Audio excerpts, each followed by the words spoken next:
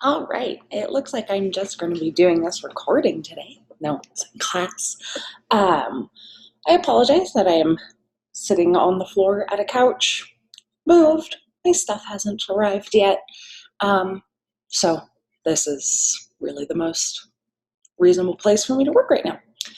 So, all right. So today or this week and next week, we're going to be doing a short stories unit. So this week I'm going to go over the elements of the story, the stuff that the tutorials go over. Some of the lesson activities relate directly to the writing project, so I'll talk about that. And then next week, we are going to do kind of like a peer share. So it is super important that you show up next week and that you have something written. So please make sure that you take care of that. All right, so there's only 2 tutorials in this one. They're both on short stories. I kind of took like just the little basic bits out and just made like a flashcard set just to kind of make sure that those definitions are set in. Then what I'm going to do is I'm going to read over 2 of the stories that were included in the tutorials and just kind of point out where elements show up that were on the flashcards, and then I'll talk about the writing project. So we will get started.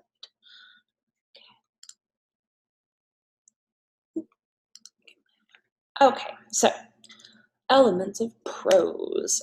So first you have plot. So plot is the story, right? So it's just like what happened, what is the story about, what's the purpose of the story. Like you don't want to have a story that doesn't have a plot. I have read one fiction book that didn't have a plot and it made me really angry. It's called The Island by Aldous Huxley, and it made me really mad. Don't write things without plots. And then we have setting. So everything takes place somewhere, right? Even if the place is like an empty room, that's still a setting. So you have to provide some sort of feel for where something is happening. Otherwise, a reader's just going to fill it in. So if you're trying to set up a certain mood, you really want to deal with setting, and I'll give you some examples. You don't have to be super specific in giving those details for the setting. And it can be just one of the little bits that we have here. So like weather, time, surroundings, like you could just say, something about being surrounded by trees, and okay, at least the reader can see what that is. So you really want to try and paint that picture using figurative language and your sensory details. All right, conflict. So another thing that you need is a conflict, right? So something has to happen. There are different types of conflict.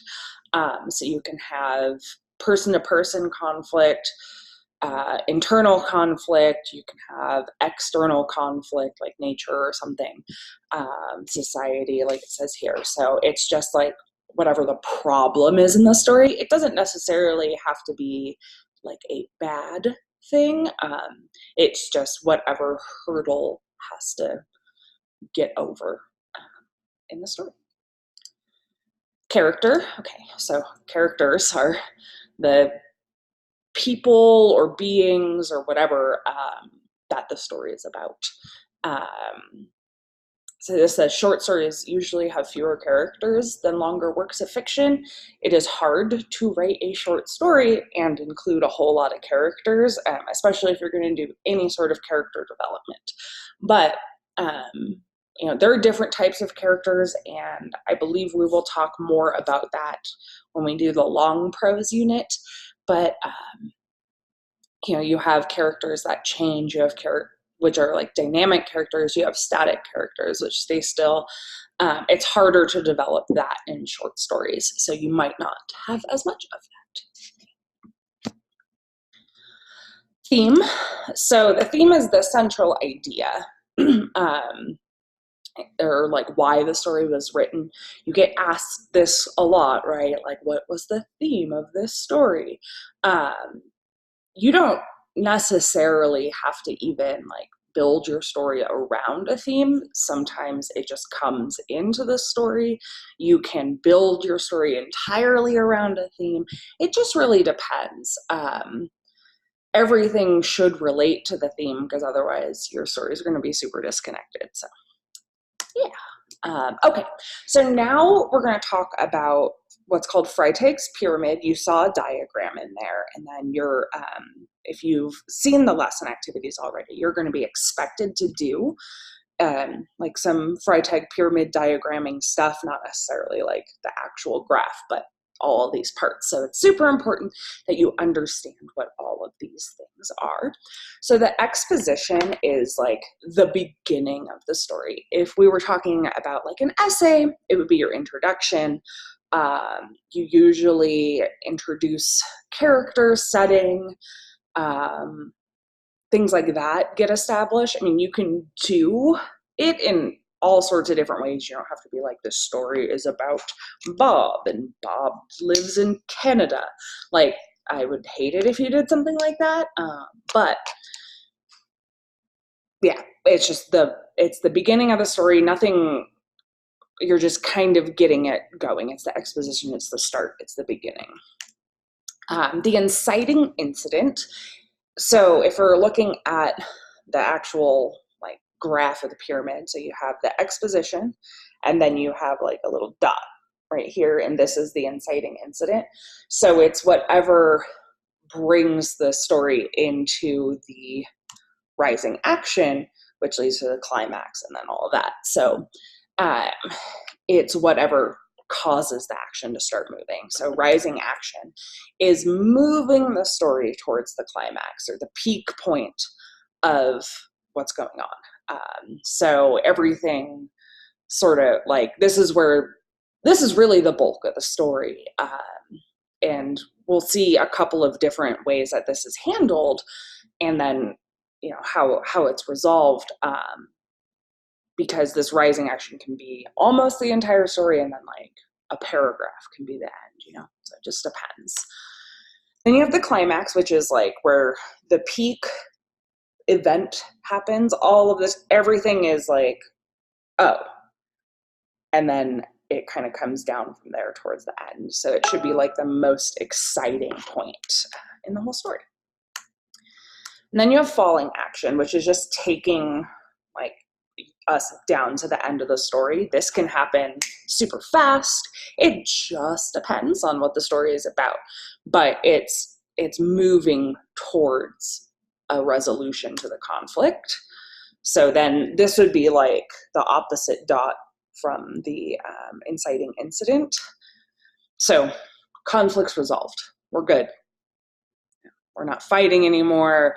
We won the game, you know, whatever it is. And then you have the denouement, which is the end.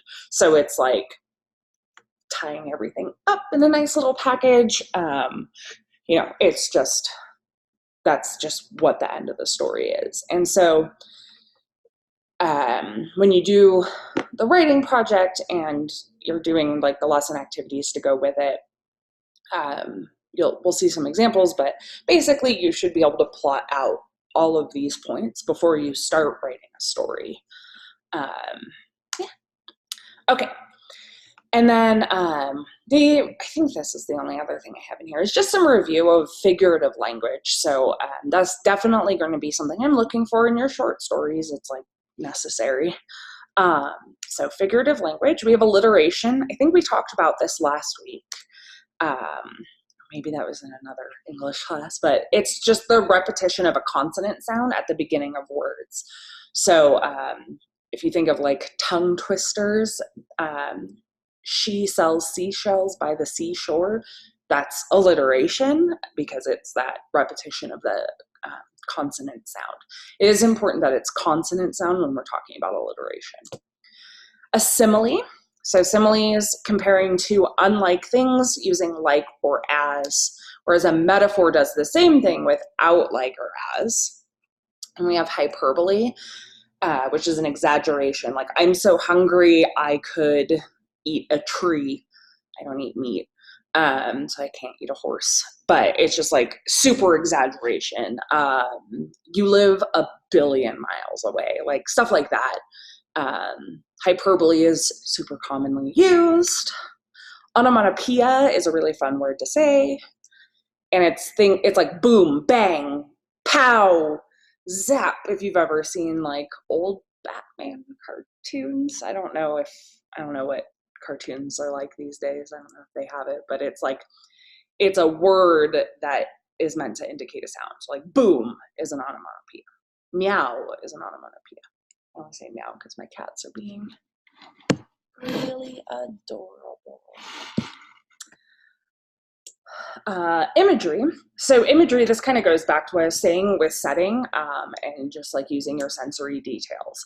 So you're trying to make words equal a picture in your reader's mind. We all have imaginations. Imagery is the best way for us to really tap into that imagination so that your reader can see and feel like they're there and all that.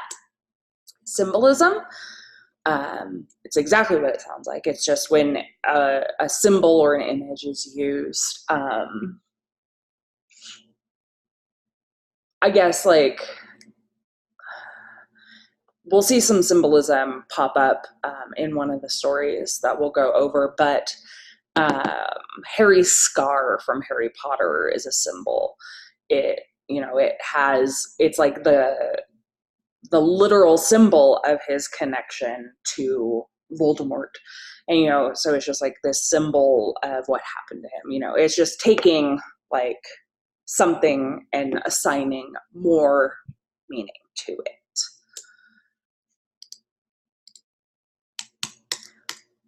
I guess that's it.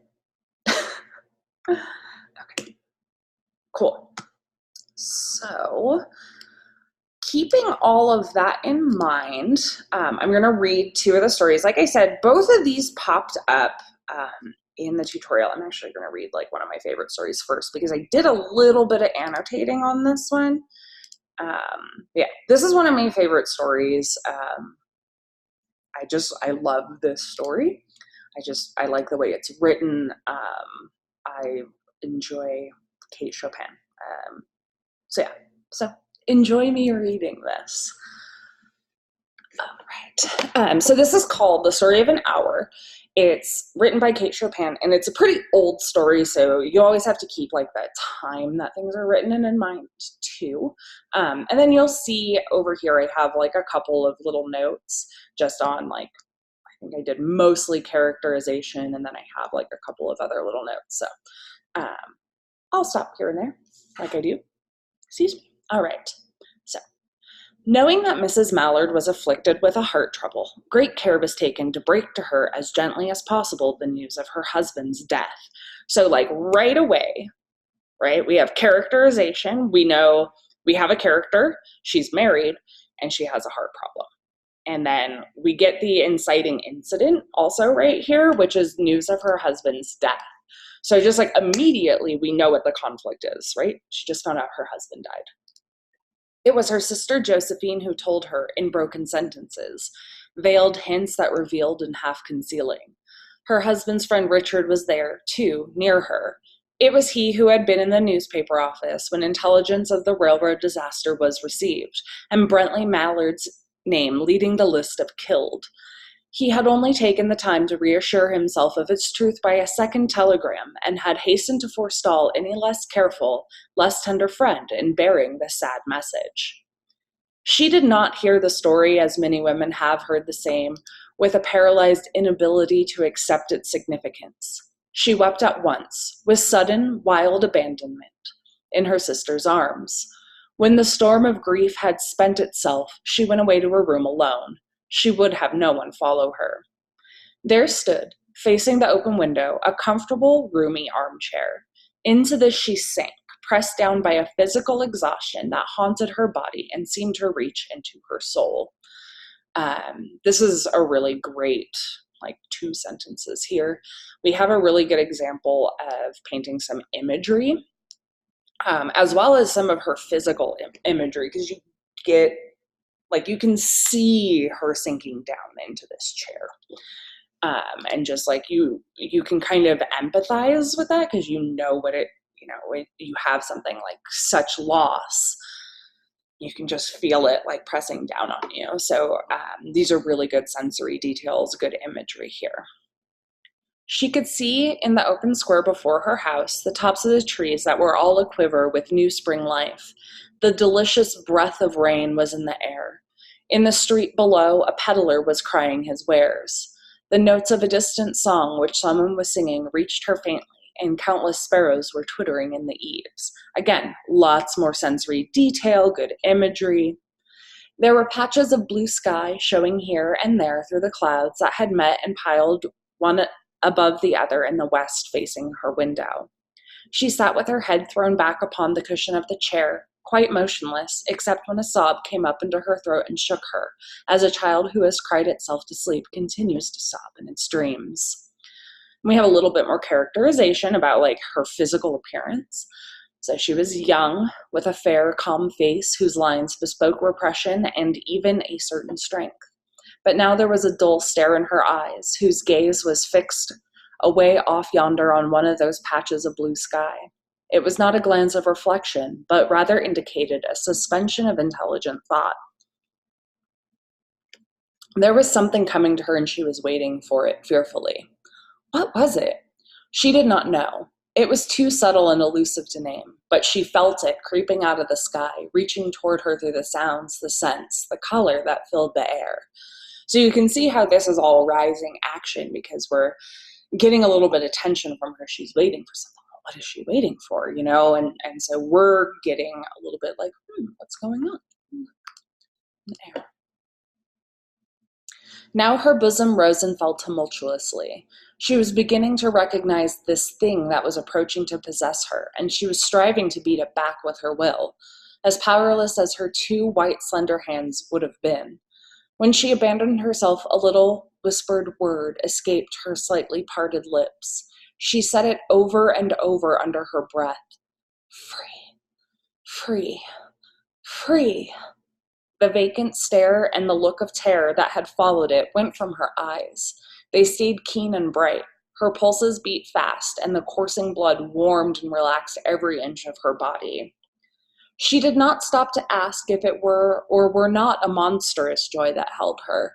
A clear and exalted perception enabled her to dismiss the suggestion as trivial. She knew that she would weep again when she saw the kind, tender hands folded in death, the face that had never looked save with love upon her, fixed and gray and dead. But she saw beyond that bitter moment a long procession of years to come that would belong to her absolutely, and she opened and spread her arms out to them in welcome. There would be no one to live for during those coming years. She would live for herself. There would be no powerful will bending hers, that blind persistence with which men and women believe they have a right to impose a private will upon a fellow creature. A kind intention or a cruel intention made the act seem no less a crime as she looked upon it in that brief moment of illumination. And yet she had loved him. Sometimes. Often she had not. What did it matter? What could love, the unsolved mystery, count for in the face of this possession of self-assertion, which she suddenly recognized as the strongest impulse of her being? Free, body and soul, free, she kept whispering. Josephine was kneeling before the closed door with her lips to the keyhole, imploring for admission. Louise, open the door, I beg. Open the door. You will make yourself ill. What are you doing, Louise? For heaven's sake, open the door. Go away. I am not making myself ill. No. She was drinking in a very elixir of life through that open window.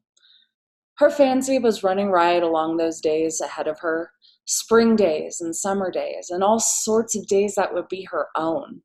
She breathed a quick prayer that life might be long. It was only yesterday she had thought, with a shudder, that life might be long. She arose at length and opened the door to her sister's importunities. There was a feverish triumph in her eyes, and she carried herself unwittingly like a goddess of victory. She clasped her sister's waist, and together they descended the stairs. Richard stood, waiting for them at the bottom. Someone was opening the front door with a latchkey. It was Brentley Mallard who entered, a little travel-stained, composedly carrying his gripsack and umbrella. He had been far from the scene of the accident and did not even know there had been one.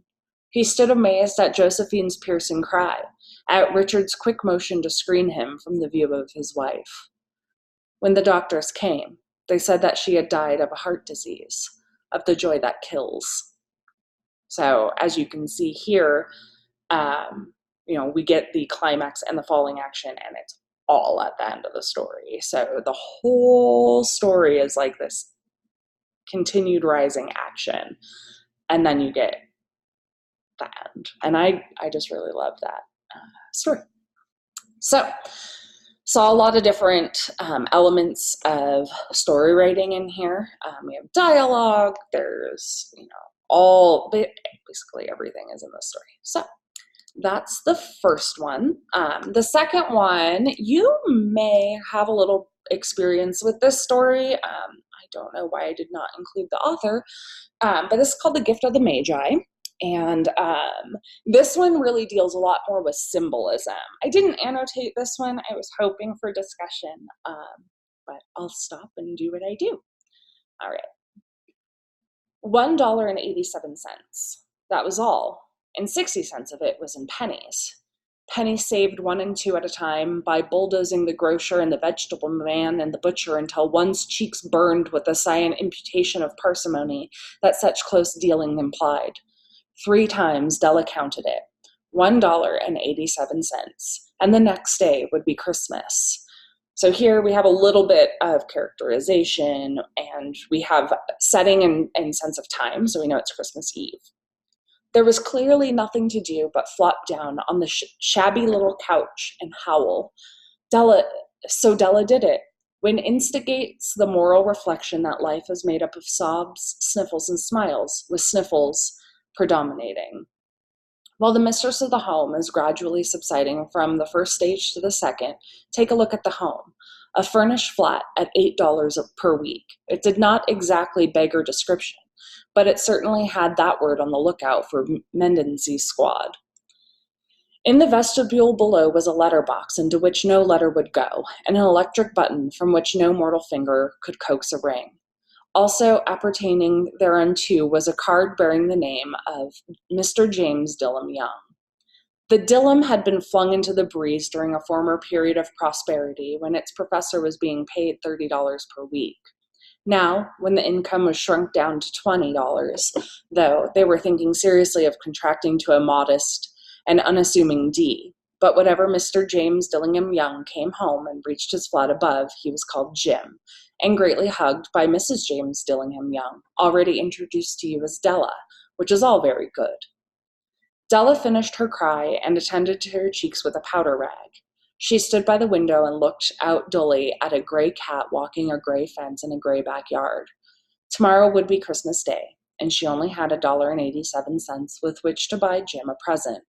She had been saving every penny she could for months, with this result.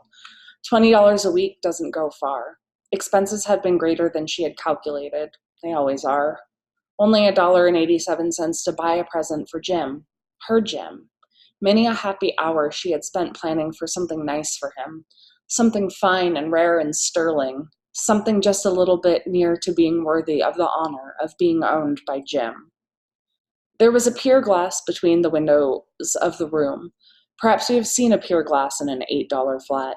A very thin and very agile person may, by observing his reflection in a rapid sequence of longitudinal strips, obtain a fairly accurate conception of his looks.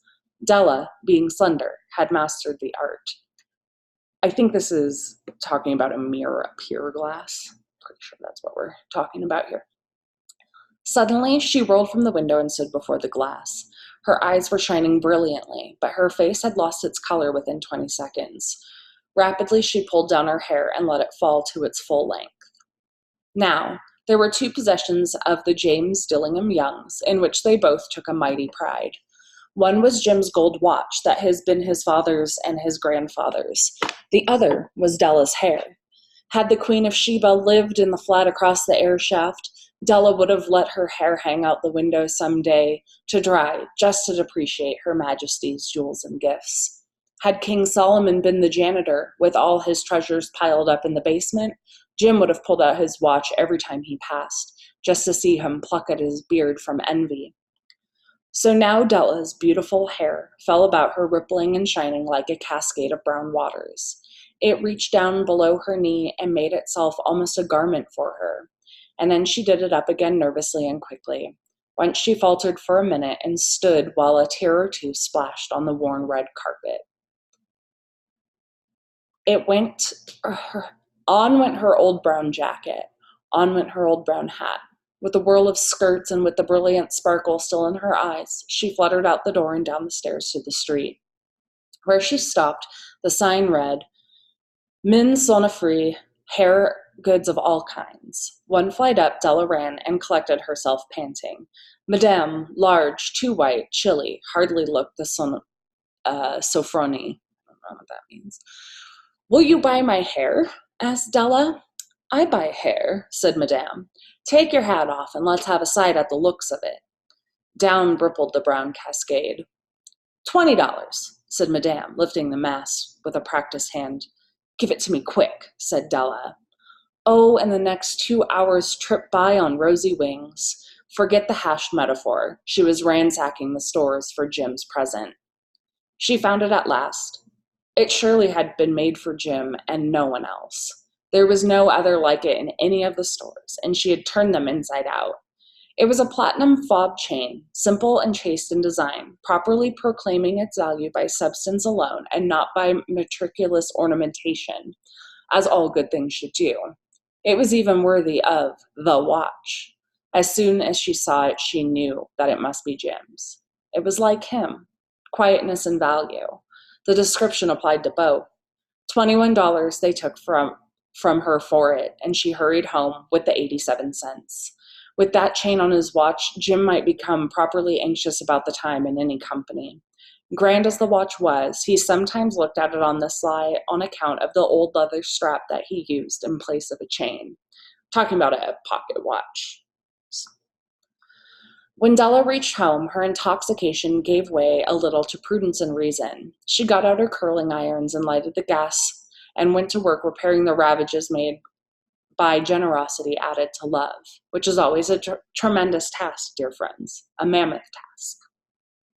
Within 40 minutes, her head was covered with those tiny, close-lying curls that made her look wonderfully like a truant schoolboy. She looked at her reflection in the mirror long, carefully, and critically.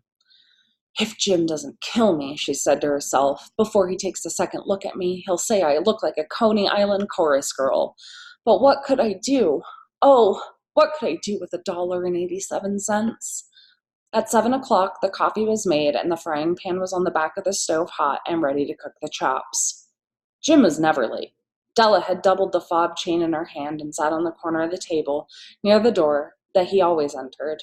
Then she heard a step on the stairway down on the first flight, and she turned white for just a moment. She had a habit of saying a little silent prayer about the simplest everyday things, and now she whispered, "Please, God, make him think I am still pretty."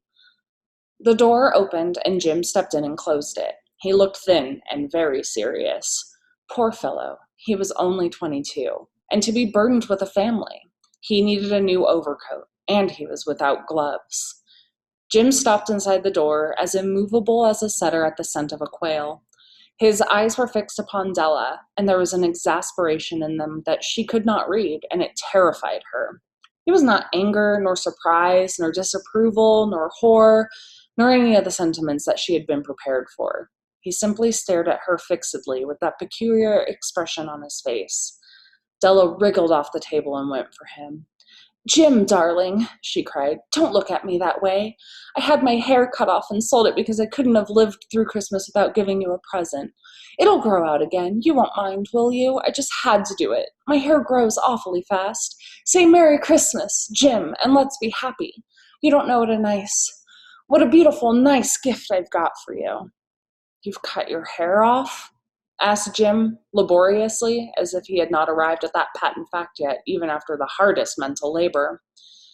Cut it off and sold it, said Della. Don't you like me just as well anyhow? I'm me without my hair, ain't I?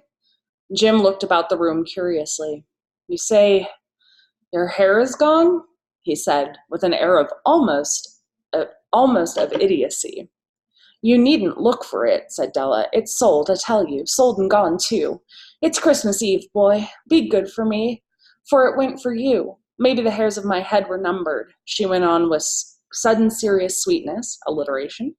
But nobody could ever count my love for you. Shall I put the chops on, Jim? Out of his trance, Jim seemed to quickly wake. He enfolded his Della. For 10 seconds, let us regard with discreet scrutiny some inconsequential object in the other direction. $8 a week or $1,000,000 a year. What's the difference? A mathematician or a wit would give you the wrong answer. The Magi brought valuable gifts, but that was not among them. This dark assertion will be illuminated later on. Jim drew a package from his overcoat pocket and threw it upon the table. Don't make any mistake, Dell, he said, about me. I don't think there's anything in the way of a haircut or a shave or a shampoo that can make me like my girl any less. But if you'll unwrap the package, you may see why you had me going a while at first. White fingers and nimble tore at the string and paper, and then an ecstatic scream of joy, and then, alas, a quick feminine change to hysterical tears and wails, necessitating the immediate employment of all the comforting powers of the lord of the flat. For there lay the combs, the set of combs, side and back, that Della had worshipped long in a Broadway window. Beautiful combs, pure tortoiseshell with jeweled rims, just the shade to wear in the beautiful vanished hair. They were expensive combs, she knew, and her heart had simply craved and yearned over them without the least hope of possession. And now, they were hers, but the tresses that should have adorned the coveted adornments were gone. But she hugged them to her bosom, and at length she was able to look up with dim eyes and smile and say, My hair grows so fast, Jim. And then Della leaped up like a little singed cat and cried, Oh, oh! Jim had not yet seen his beautiful present. She held it out to him eagerly upon her open palm. The dull, precious metal seemed to flash with a reflection of her bright and ardent spirit. Isn't it a dandy, Jim? I hunted all over town to find it. You'll have to look at the time 100 times a day now. Give me your watch. I want to see how it looks on it. Instead of obeying, Jim tumbled down on the couch and put his hands under the back of his head and smiled. Dell, said he, let's put our Christmas presents away and keep them a while. They're too nice to use just at the present. I sold the watch to get the money to buy your combs. And now, suppose you put the chops on. The Magi, as you know, were wise men, wonderfully wise men, who brought gifts to the babe in the manger. They invented the art of giving Christmas presents. Being wise, their gifts were no doubt wise ones, possibly bearing the privilege of exchange in case of duplication. And here I have lamely related to you the uneventful chronicle of two foolish children in a flat who most unwisely sacrifice for each other the greatest treasures of their house. But in a last word to the wise of these days, let it be said that of all who give gifts, these two were the wisest. O all who give and receive gifts, such as they are the wisest. Everywhere they are the wisest. They are the Magi.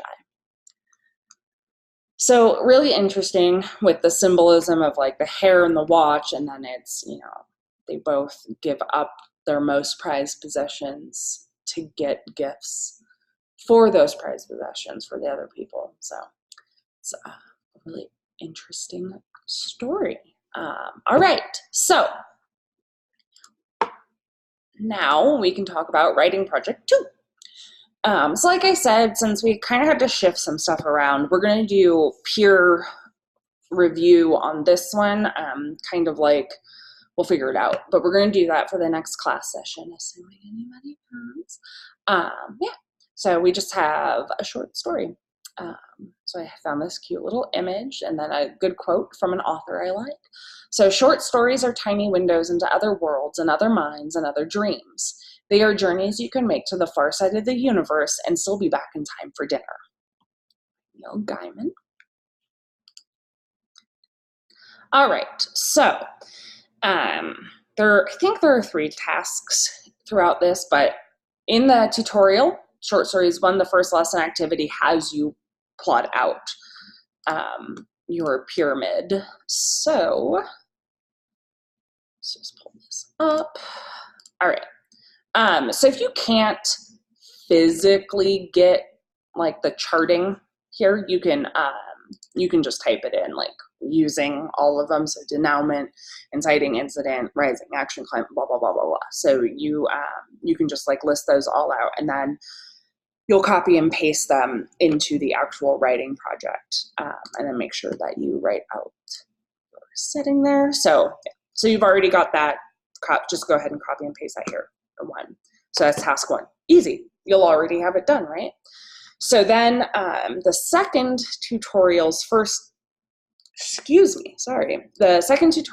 lesson activity, let's get that pulled up, asks you to take your plot outline and craft portions of the dialogue for expansion and the climax. So using your plot outline from task 1 and the basis of the dialogue that you've already written, so you should already have bits of dialogue here written out that'll have something to do with your story, or just like creating ideas. So here you're doing some brainstorming, and then in part B you're actually doing the dialoguing, and then you'll just write a draft. I do still want you to share your draft with me. I'll give you some feedback, but we're going to go over peer review, like I said. So everyone will be looking at stories. And then once you get your review, revise your story, and you'll have your final draft.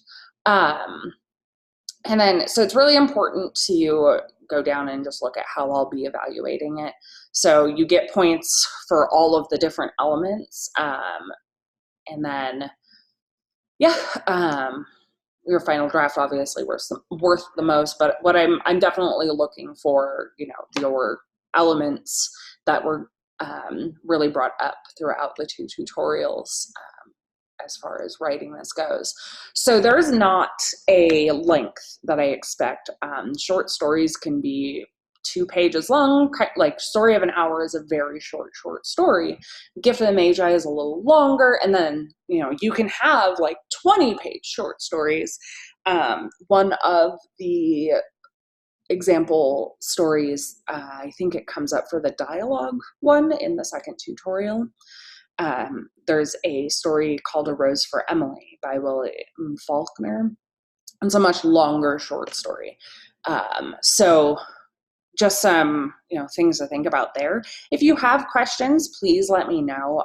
I'll make sure to put if you have questions, you can just put them in the response to this video, or you can email me or whatever. But yeah, it's pretty much like anything that you want to write a story about. So definitely do your best to have a rough draft done by next Wednesday, but that's it. That's all for class. So thanks for watching this, and hope to see you next week.